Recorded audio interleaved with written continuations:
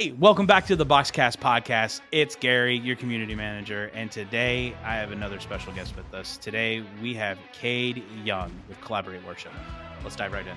What you're doing matters, because without a great sound system or without a great sound in the room, all there is distraction. You can totally ruin the whole purpose of a church service whenever the sound's not right. So I know that it may not seem like a big purpose, because whenever you do it right, nobody says anything. I mean, that's the bummer part of running sound right. If you're getting it right, nobody's saying a word. But if you get it wrong, everybody's griping at you. I mean, that's just the life of a sound guy, right? Without the sound guy, like doing a good job, the church service is hindered because there's distractions. And anytime there's distractions, the Holy Spirit's hindered from doing what he wants to do in that church service. So the calling is just, or the purpose is just so great for those guys that are sitting behind the tech booth, whether it be on sound, lighting, presentation or whatever. Like whenever they're doing a good job, the Holy Spirit's enabled to move and there's nothing getting in his way. You're preparing the way for the Holy Spirit to move. I mean, what an incredible role to have in the church. Hey, Kade, how are you, man? I'm doing good, man. Thanks for having me. No, it's really our pleasure. I know I told you in pre that I'm going to kind of fanboy a little bit, so I'm really excited. I really, really, really love the stuff you put out. So if you don't know who Kade Young is the founder of Collaborate Worship.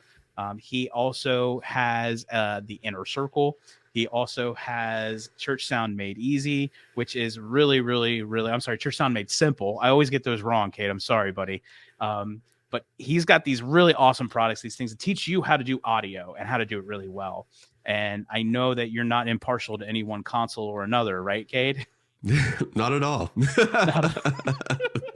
Not at all. I mean, all I ever see is the Behringer X32 on these things. So, but there's also other good mixers out there, but yeah, the X32 takes the cake for me. Oh man, me too, dude. Me too. The Wing I've played with a few times. I would, if I could afford that one, I would drop one in a heartbeat. I would drop the one in a heartbeat. But it's definitely not like running in like an SSL or, like one of the bigger, solid state consoles. But I really think the X32 is a really good piece of equipment. And I've said that ever since I've got here at BoxCast. In fact, I bought into all their stuff. But anyway, welcome to the show, man. And why don't you do me a favor? Why don't you tell us a little bit more about everything that you do, who you are, how you got started? Let's dive into the whole piece of puzzle of Kade Young. Yeah, so it all started when I started a youth band back when I was 16. Our church didn't have one, and I was just led to lead worship. So it just seemed like the most logical place to get started. So that's what I did. And along the way, I got married at 18, and my dad started a church shortly thereafter, asked me if I wanted to be the worship leader. I said, heck yes. I knew I'd be the best worship leader around, because you know how you think as an 18-year-old. You think you have it all figured out. Right. Didn't take me long to figure out that I didn't really know what I was doing, but I was willing to go on a learning journey and figure it out. And, one of the biggest issues worship leaders face, especially when you're a worship leader of a small church, is sound issues. Like how do you get it to sound right? And you can go to all these conferences and things that are going on. Like in my city, I live near Tulsa. So we have Church on the Move, which they've been a big player in just, putting out content to help churches improve their sound. But the problem is they have multi-million-dollar sound system, and we don't.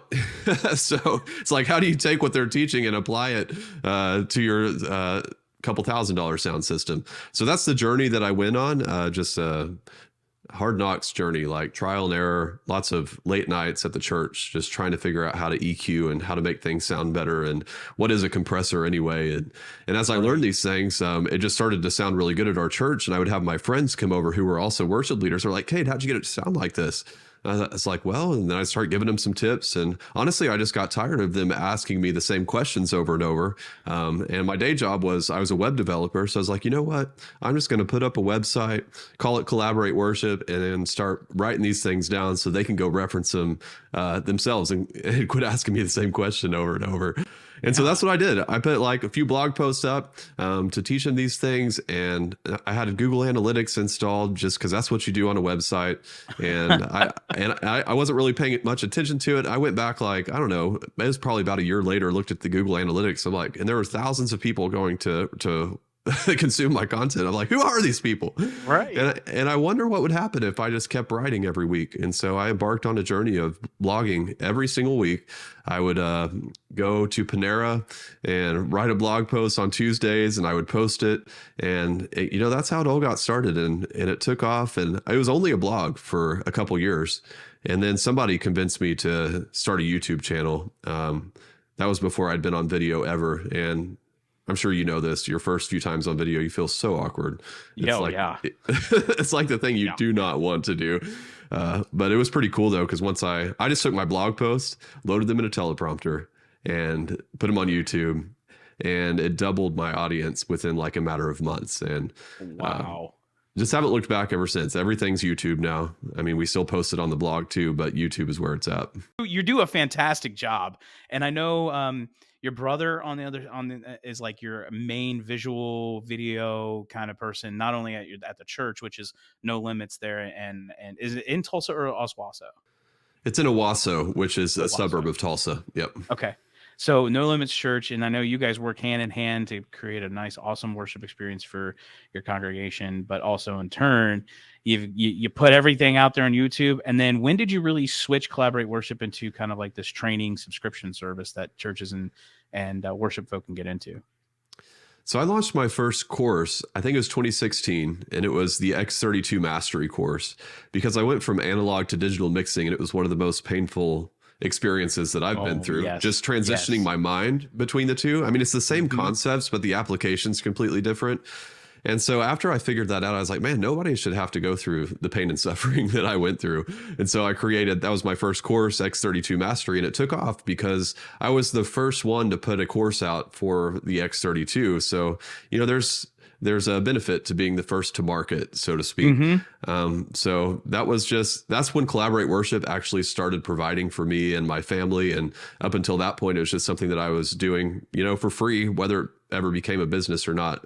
But it's cool that it did become a business, because that's what enabled me to employ my brother. And we have a part-time video editor too. And I just love that Collaborate Worship has become something that provides jobs, that provides for my family, and also provides jobs for others. And I want it to continue growing so I can continue to grow the team. Absolutely. No, that makes a lot of sense. Well, and in ministry, we all know that those who are called to pastor churches or to be pastors in churches don't necessarily get paid, the appropriate levels. It's a very selfless job. So you got to find means other ways. So I completely understand with you, man. I really know that feeling too. But I really want to say just a couple of things. I mean, just looking at your stats, 36,000 plus followers on YouTube. I don't know what your numbers are for Collaborate Worship. I'm guessing they're like 200,000 people at least in a year taking your courses at some point, right? I mean, it's got to be a big, big draw for people, especially for those who don't know anything about audio. Yeah, there's about 5,000 people in my courses, in my paid courses right now, which is a great group of people. As far as like, if you talk about the front stat, there's over 200,000 unique visitors to collaborateworship.com every year, which is just incredible. It is incredible. Wow. I mean, I go there all the time. I think you got at least 52, just at least 52 visits a year for me. I know that for a fact. Well, I really am, again, I'm grateful for having you. I have a couple of really cool questions for you. Just some things that came off the top of my head after watching some videos of yours. Like, so what is one of the weirdest questions you ever got from a YouTube or a Collaborate Worship subscriber? I don't know that there's necessarily a weird question that comes to mind, but what does come to mind is just the fight over whether you put a shield around the drums or not. That one's always interesting to me, because you post one way or the other, and there's always a fight that happens in the comments. Like, I mean, it's just an all-out brawl going on, right, whether you should put a shield up or not. So I always find that one funny. And where do you lie on that ground? No drum shield for me. We're in a small room, and we have no drum shield. I would rather just coach my drummer on playing in a controlled manner, so that we don't have that visual barrier. Wow. Yeah, we have a giant cage that we built with the clear plexi in the front and the door that swings open and the mics and the lights and all that jazz. But yeah, I'm a shielder. I would love to not be shielded. I wish my drummer would play a little bit more normal. Right. That's He's a hard kind of thing like, to get him to yeah, do. yeah. Yeah. Well, he's like Animal in there from the Muppet Babies, dude. Like he's all over the place. So, but yeah, no, I'm a Shield guy. You're not Shield guy. I know that you and Jake had a really awesome video on your YouTube channel and your podcast that you guys did that was about DAW versus mix bus or DCAs and using those particular things to mix your sound. And I know that you're not a DAW guy when it comes to that. You like to process it right out of the console into your live stream. Am I correct? Yeah, so I'm the church sound made simple guy. So anything that makes it more complicated, I'm like, no, let's figure out how to keep it simple. Absolutely. I'm with Yep. you. I agree 100% with you. I don't like to use a DAW. I don't like to use Ableton or anything. I've looked into Waves a few times, and maybe it would be worth it one day to be able to switch to something and get that little bit of auto tune that I would love to have. But I would just love our singers to just train themselves a little bit better. And I completely agree with you. I'm 100% make it as easy as possible right out of the console into your stream. That's where I'm too. So hey, Awesome. I so love we it. disagree Yeah, on man. the Shield, but we agree on how to do a live stream mix. So Yeah, we're there's 1 for 1. always common ground somewhere, man. Yep. No kidding. If I had a big enough room that didn't require a shield for a drum cage, then I feel like I'd be okay. But our building is probably a little bit bigger than your building. Our sanctuary is definitely a little bit bigger. It's probably, I think, maybe 2 or 3 times the size of yours, but it's not. Our building was built in like the early 60s. So we've got like this huge swooping steeple that's all wood, no treatment. So everything just kind of reverberates up, and everything's made out of concrete. So everything just reverberates up. So there's really no sound treatment to help diminish that. So a cage is really needed there.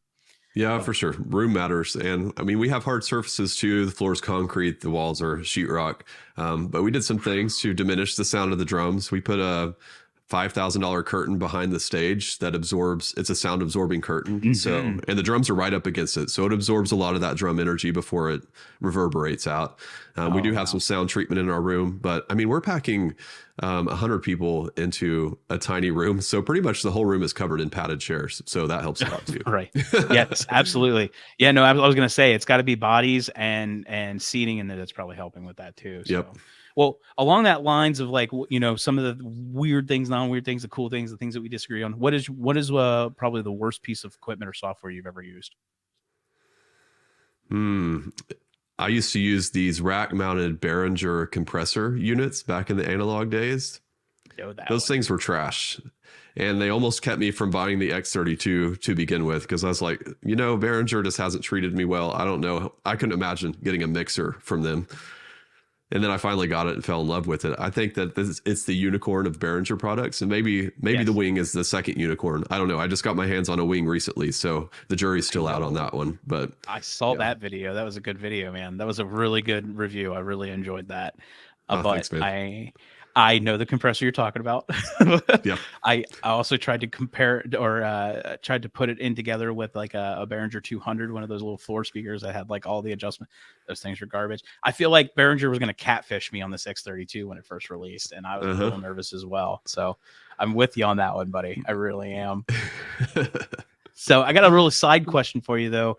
What I mean, obviously, AI is pretty hot right now, right, man? Everybody's been talking about AI. This artificial intelligence is either going to be the life of us or the death of us in some regard. Right. But where do you see that fitting in the future of audio mixing engineering? Well, I mean, I guess it's kind of already begun, right? You go to watch guys like Jake Goslin at Church Front, and he's been automating everything for the last 5 years. And we've always gotten to disagreements about that as well.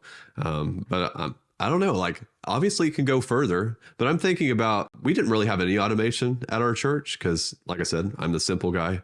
And then we recently integrated our backing tracks. I forget which app we're actually using, but with ProPresenter so that it triggers the lyric cues for us. I mean, we just did that within the last year, and talk about a cool automation feature. So now the lyric guy is more of a manager and doesn't have to sit back there and hit the space bar a million times every service. And the lyrics are always right. So some automation things just really improve things and make things better for everyone. But I guess I haven't thought about how this is going to impact the worship space, because I'm a pastor now of our church. I'm coming up on my 5th year of pastoring. And I've thought a lot about how this is going to change the landscape for pastors, because you can basically go to Chat GPT and have them write your sermon for you. And Oh yeah, no. that's concerning for me from a pastor standpoint, because I know that there's pastors out there that are going to do it. Because unfortunately, there's just pastors in America that it's just their job for them, and anything that makes the job easier, they're going to take advantage of. So I don't know how many churches are going to be led by Chat GPT here in the near future, but that's concerning for me. But as far as the worship space goes, I'm curious what you think. What do you think is going to happen with AI and worship? Yeah, that's a good question. And thanks for turning that around on me. I thought this was my podcast. Um, but I really think the way that the AI is moving nowadays, especially like you've got apps and services like Runaway doing like AI generated video and video editing. I really think that there's a big shift when it comes to the audio. I think companies will be kind of utilizing that AI technology to bring in like what you would do with a DAW, but they're going to bring that audio space in, such as like those 2-channel, 3, 5, 6, 16, 32 channels, like a DAW would, and then it's going to auto mix everything for you. So I really think that automation is going to kick in. Maybe the newest line of consoles, maybe it's not the Wing, maybe it's like the Chicken Bone from Behringer that comes out, is going to have that AI automation built into the console, where it automatically listens for your EQs, and it listens for your compressions and limiters, and it puts all of that stuff in place for you automatically. So you're not having to guess about the settings, or regardless of room treatment or whether the room is decently sounding or not, the console is going to do that for you. So I really think that AI, probably in the next 10 years, that's where it's headed. And even in software applications, like doing stuff in the cloud, BoxCast, we live stream, and we have a live streaming solution, but we do it in the cloud. So I really think that maybe AI in the cloud is really going to be a prominent thing for audio as well. Man, that's a good point. And I had not thought about that. So thank you for giving me things to be nightmarish about. I'm sorry, Kade. I apologize, buddy. That wasn't my intent. So you basically just told me, hey, Kade, your courses have a lifespan, like they're not going to be needed here in about a couple years. So you better find something else to do. Well, I mean, there's that aspect. You could take it that way, but I think really if you think about AI in general, like it's still a human has to train that AI to do what for sure. Do. So I really think you're going to be able to take your space into a whole new direction. They're still going to be traditionalists like you and I, who believe you got to be hands-on. You've got to listen. You got to use your ears. You got to learn to hear frequencies. Like that's a big thing for me, is learning to hear frequencies. So I really think that's you're still going to have your traditional people, especially those guys who don't want to leave the analog console space. Right. That's still a thing. Yeah. So. But yeah, well, let me ask you another really kind of cool question. And we're going to get a little deeper here into some things, and I hope you're cool with the ride. But as we both know, one of the hardest pieces to any church production, worship, regardless if it is a full-blown worship service, or maybe it's just like, hey, you got a Bible study, it's having some light music. One of the hardest pieces is audio. So whether that be kind of like in your live stream or in your house mix or monitors. But most churches don't have the money to pay somebody to do this. Like they can't afford to bring someone in. Sometimes they can't even afford to bring the right people in to help them get started. Right. So in that, what advice would you have for maybe a small church volunteer who's really struggling to mix their front of house, their stage monitors, maybe are getting some complaints from the people who attend their church, and they just don't know how to handle it? My main advice is to make it simple. I think we make it way too complicated, and then we get caught up in all the details. I mean, I did that too. And then you find out that there's just a few simple things that you can do to improve your mix. And whether you get into the more detailed stuff or not, you're creating a great mix every week. So just to kind of give you an overview of what I'm talking about. Like if you know how to set gain correctly on your mixer, and if you also know how to place a low cut filter on all of your channels, you're going to create a better mix than probably 90% of the churches out there right now. Just those two things alone, like I'm always telling people, if I was stranded on an island and could only take two things with me for my mixer, all I need is a gain and low cut filter, and I can create a great mix. Mm-hmm. So master those two things. Those two things are very simple. They're very basic when it comes to sound, but you'd be surprised at how many people don't know them. So if you don't know those two things, like how to do it the right way, don't beat yourself up for that. Just get out there and learn, and you're going to be surprised at how much better that your mix gets. And of course, a shortcut to learning is you can go to collaborateworship.com and search for those two things under our free content tab, and you'll find a video for both of them. Yes, you will. And I've actually looked at those, and I think they're really well produced, man. They look really good. They actually sound really good, and they've got the like it's spot on advice when you say low cut and gain. Like gain structure, I think is probably the hardest thing to teach, in my opinion, my volunteers how to actually do, because like they don't understand the whole reasons behind gain. Like most people think gain is volume, and it's really not. I mean, there's whole different aspects to gain and volume, and I've had trouble teaching my volunteers that, like, hey, don't turn up the gain knob when you want to turn up volume, right? You use the gain to make sure signal. So within that, like outside of like getting all of those things together, we have all of these terms that we use for these like tools, like gate and compression and limiters and gain, for example. But most people running audio don't understand those terms. And really, if you don't have like a musician's background, you really don't get that. So how would you guide someone who's literally starting at zero, begin to gain that kind of knowledge? Is it more just outside of taking a course from you? Is it just time at the board, you think? Or is it YouTube University sometimes? Like what's the thought process there? Well, if you want to fast track, that's why I created Church Sound Made Simple.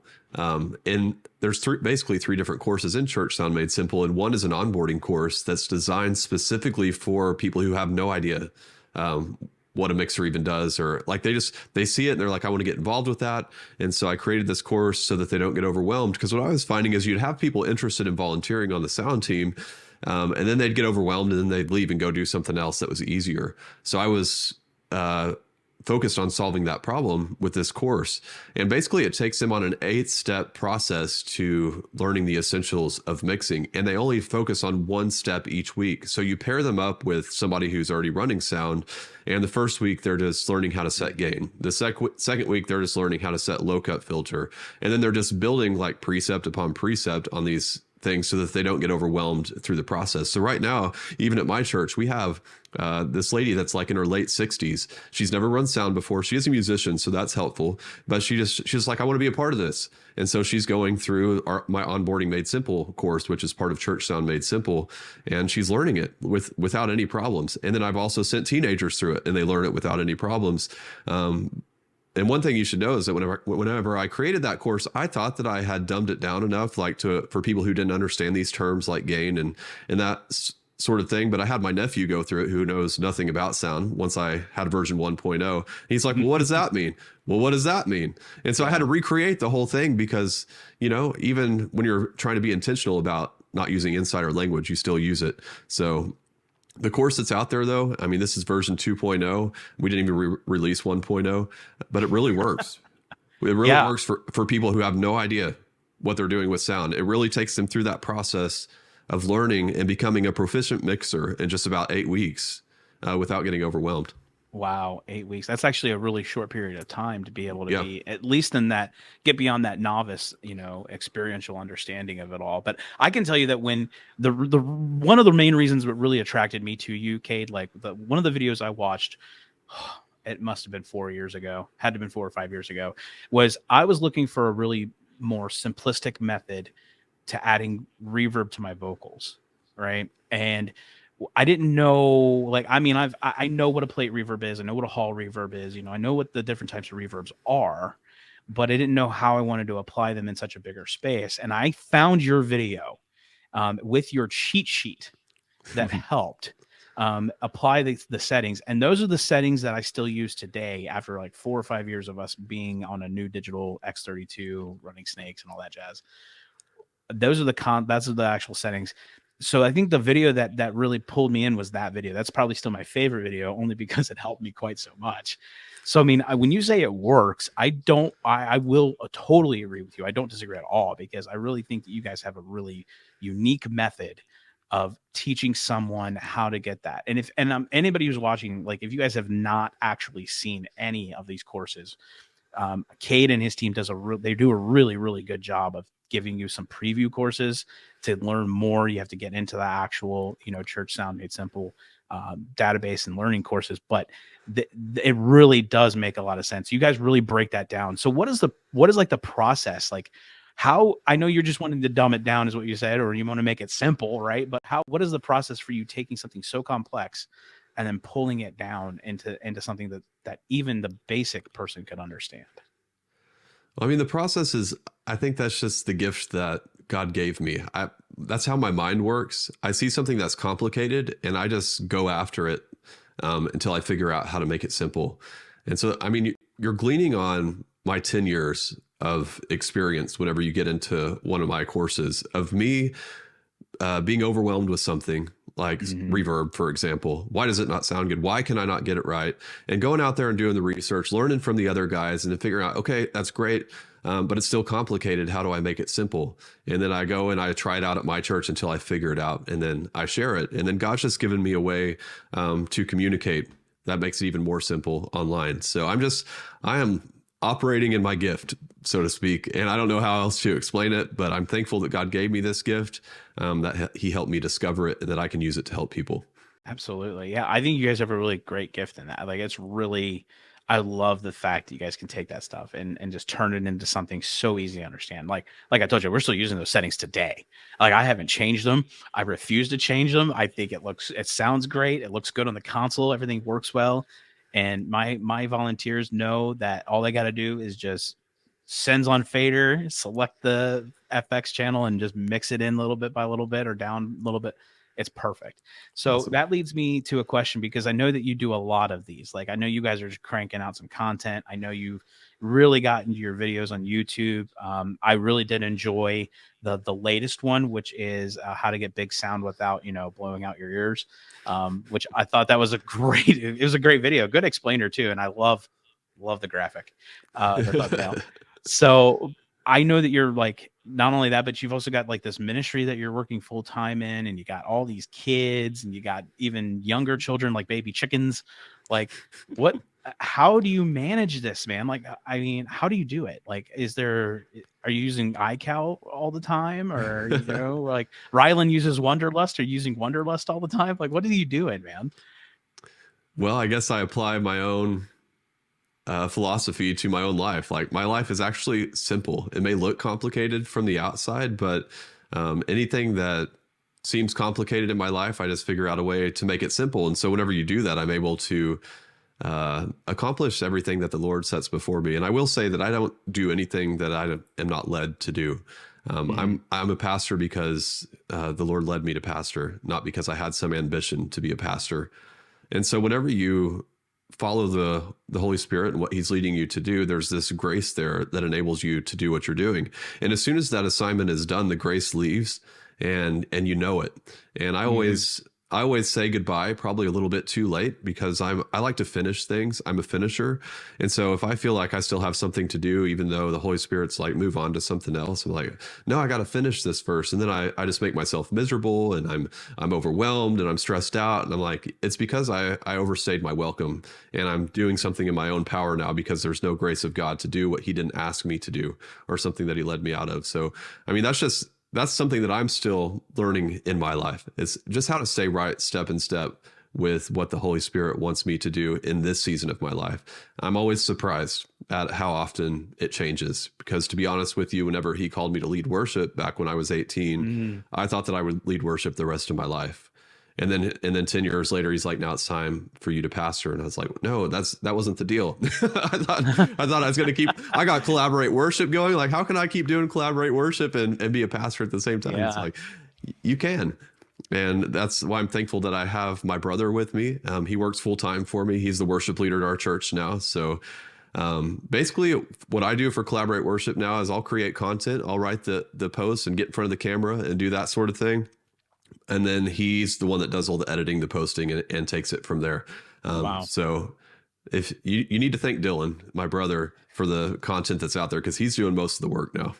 Well, Dylan, if you're watching, thank you. It's great. It's good stuff, man. Thank you, Dylan. And hey, whenever you get an opportunity, we'd like to have you come over to BoxCast. I think we have an opening sometime soon. come over and help us out. No, just kidding. Our producers are really good. Our video editors are really great here too. But yeah, I like what you said about being in step.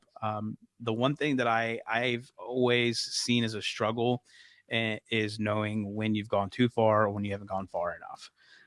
And that's really been the thing for me as well. So I understand. And simple life, buddy, I don't have one. So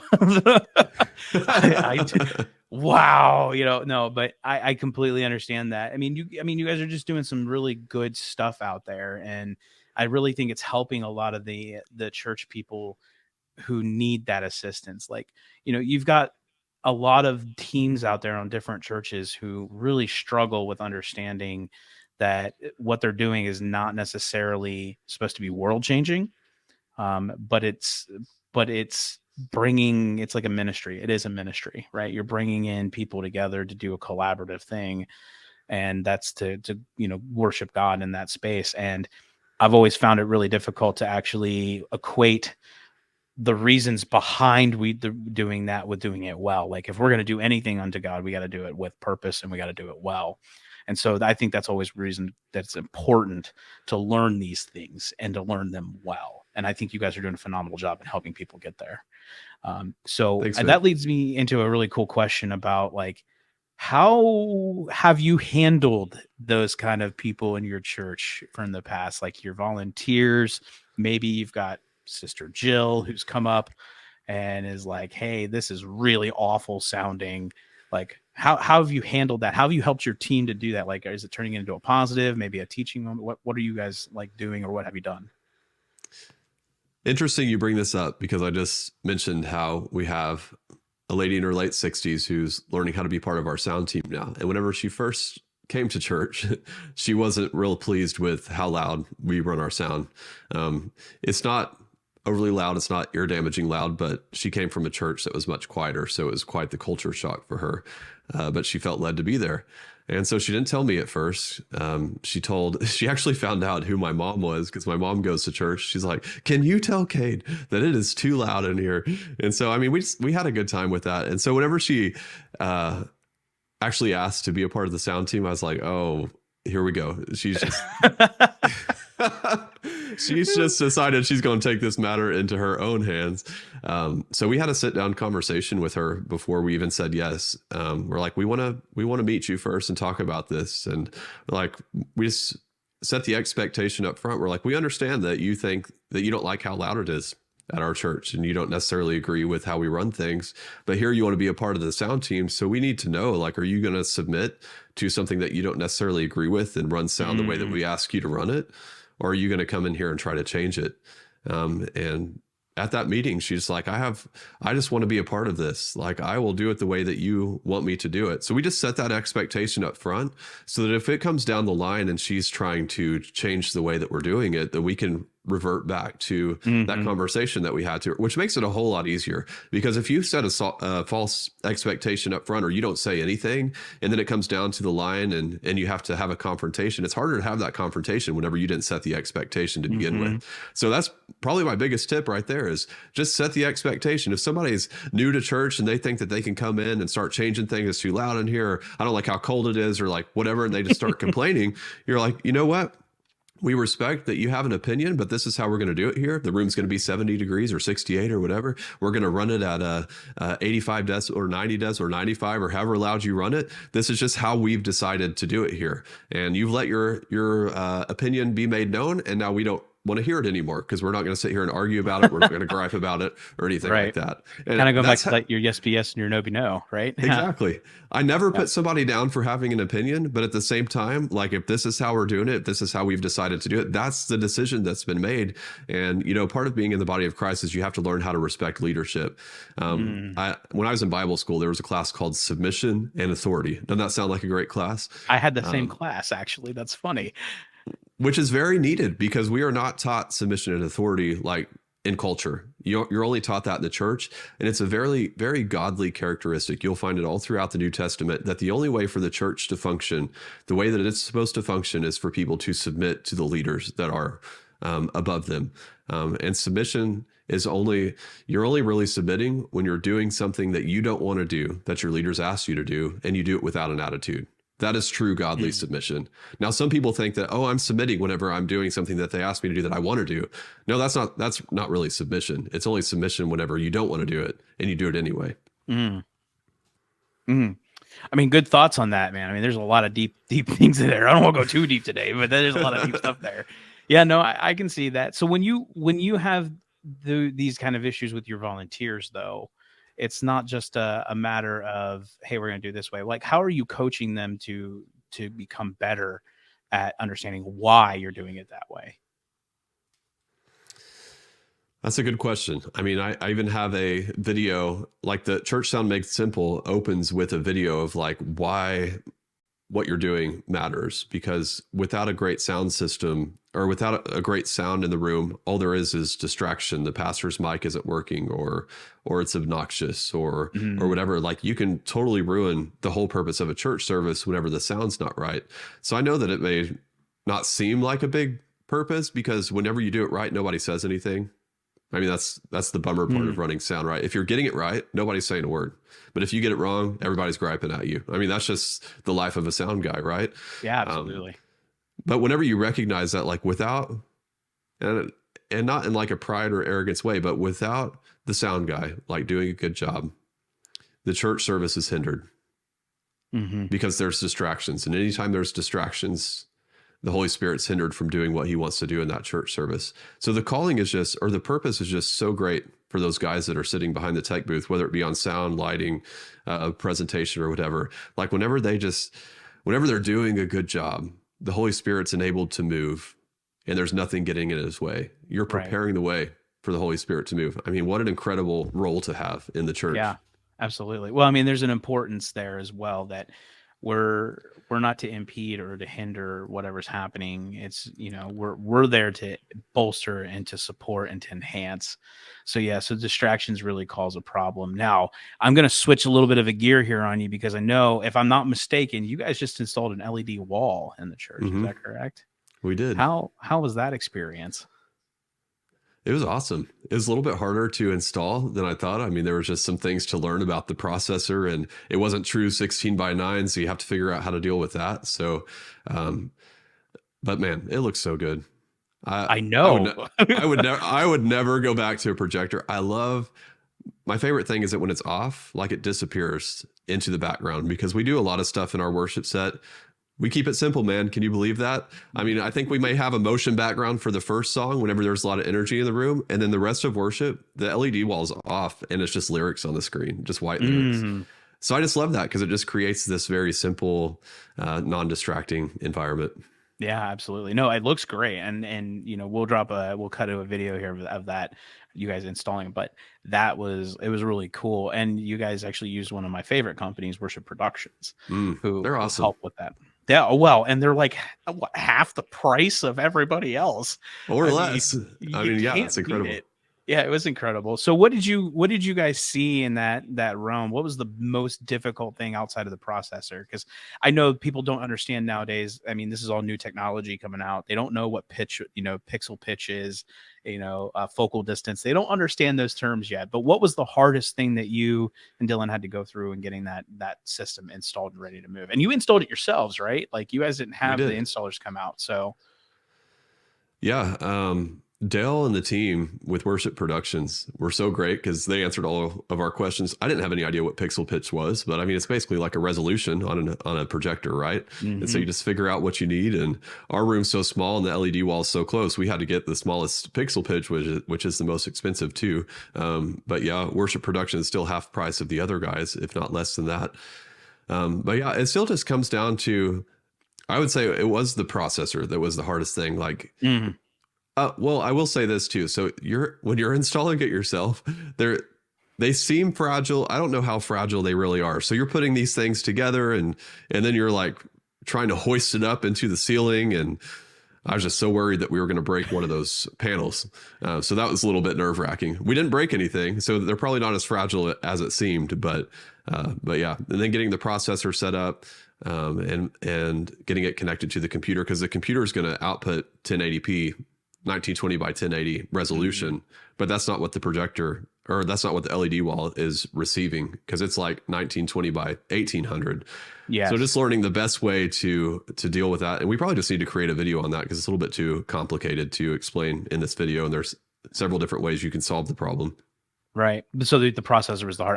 I would say we haven't installed one, but I've seen a few. I've touched a couple, which is like really cool experience for me, because it's like when you put your hands on something as tangible you see in a video, it's like, oh, this is cool. But yeah, I think the pixel pitch is probably the most difficult thing for me to explain to somebody outside of it being a resolution. Yeah, but the processor, I didn't know that there had to be one when I was looking into these. And I'm trying to convince my church to buy one. So, because get rid of this projector, man. I don't like those projectors either. It's like overhead slides. You remember those? Do you remember? Are you young enough for that, Cade, where they had like the overheads and the transparencies? You had Sister Jill there switching the transparency every song.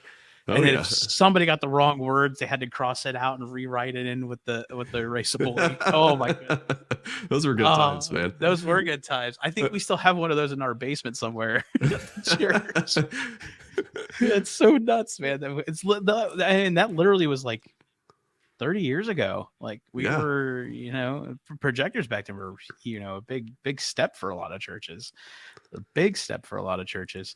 So what is going, I know I'm jumping all over the place here, but I have a lot of things. Like, can you just give me, what is your favorite tool to use when configuring audio in your church? Is it like an RTA mic? Is it some sort of like software that you're using to help build? What is your favorite tool like when you're actually doing the audio work outside of the console?